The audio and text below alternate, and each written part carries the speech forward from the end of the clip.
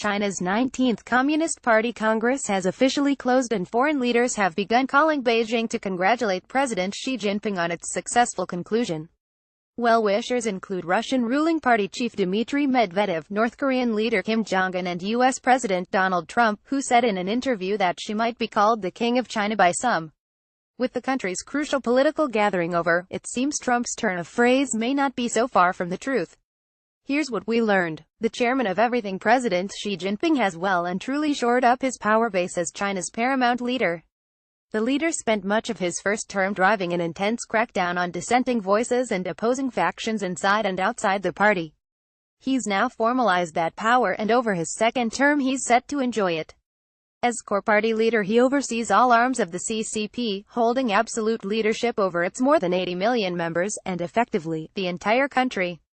In the name of modernization, he's also led a massive restructuring of the People's Liberation Army (PLA), placing himself at its center in arresting previously untouchable generals on charges of corruption. Xi now wields more power over China's military than his recent predecessors.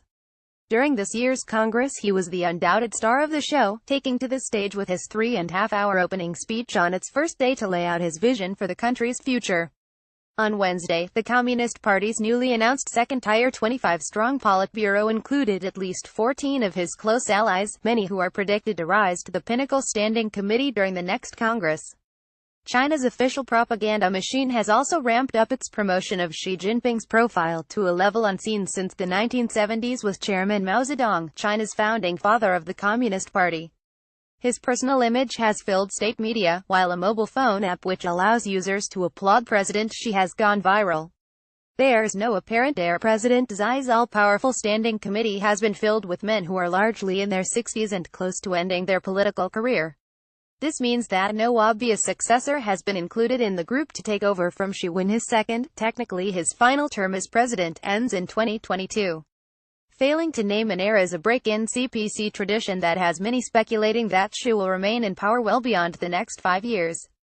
Xi's philosophy words on socialism. President Xi cemented his place as the country's most powerful leader since Chairman Mao when the CPC announced it would amend its constitution to enshrine the president's own political ideology. Xi Jinping thought on socialism with Chinese characteristics for a new era. Political ideologies associated with Xi's two most predecessors, Jiang Zemin and Hu Jintao, were also added to the party constitution, but neither is mentioned by name. Xi Jinping thought basically revolves around developing China into a stronger power on the global stage. It aims to achieve national rejuvenation through adapting Marxist principles to modern Chinese society. Major themes include achieving Xi's China dream of a moderately well-off society by 2020, and developing China into an advanced and prosperous society by 2050. It also aims to address what Xi has called China's new contradiction, a conflict between imbalanced development and people's growing desire to live better lives. The Communist Party has hailed Xi Jinping thought as an alternative to Western capitalism for other developing socialist nations. Control to intensify. During a press conference on the last day of the Congress, President Xi stated, "We must continue to rid ourselves of any virus that erodes the party's fabric, make great efforts to foster a healthy political environment of integrity, and generate waves of positive energy throughout our party." He's referring to corruption, but many have also taken Xi's use of virus to mean dissent and criticism.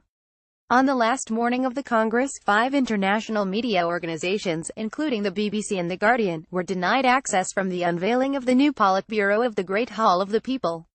The Foreign Correspondent Club of Hong Kong says they were barred simply because of their, at times, critical coverage, a move the organization slammed as retrograde.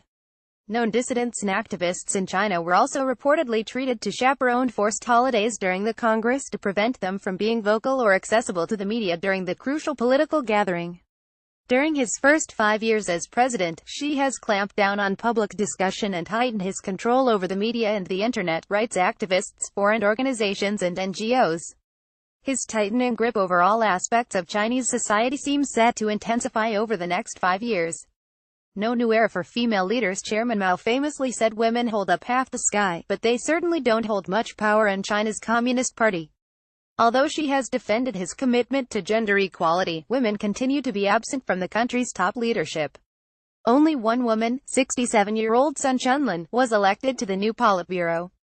Ms. Sun heads the party's United Front Work Department, an organization that is in charge of spreading party influence overseas and at home. She was one of 2 women included in the previous Politburo, the other has retired. Of the party's 204-person Central Committee, there are only 10 women. Female politicians are faring worse under Xi than in previous governments. There were 13 women in the Central Committee under previous President Hu Jintao. There has never been a woman in the core CCP Standing Committee.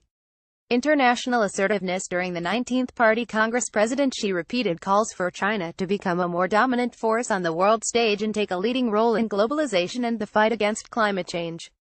Now that President Xi has consolidated his power in China, analysts predict a more assertive China on the world stage will follow. Since coming to power in 2012, President Xi has continued to build up China's military presence in contested areas of the South China Sea, despite an international court ruling, and repeated objections from regional neighbors, the US, Britain and Australia.